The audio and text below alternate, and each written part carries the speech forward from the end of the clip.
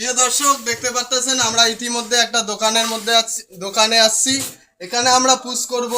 ভাই বলতেছি যে এই যে জিলাপি আপনি সরকারি রেটে বিক্রি করেন না বেসরকারি রেটে? আমাদের সরকারিভাবে রেটে বিক্রি হয় জিলাপি। আপনাদের সরকারিভাবে কত টাকা, মানে কয় টাকা কেজি কত করে? সরকারিভাবে হলো 260 টাকা কেজি। 260। আপনার যে মানে বেচা বিক্রি কেমন হয়? বেচা বিক্রি ভালো হয়। আমাদের দোকানদারি মনে করো কোনোদিন 30,000 হয়, কোনোদিন 35,000 টাকা হয়।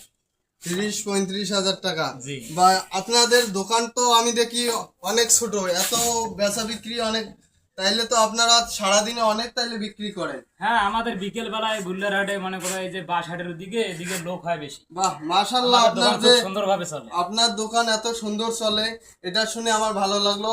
আচ্ছা প্রিয় দর্শক দেখতে পারতেছেন এটা হলো বুল্লারহাট বাজার, বাঁশহাটি, মানে বাঁশহাটির ওখানে ছোট্ট একটা দোকান।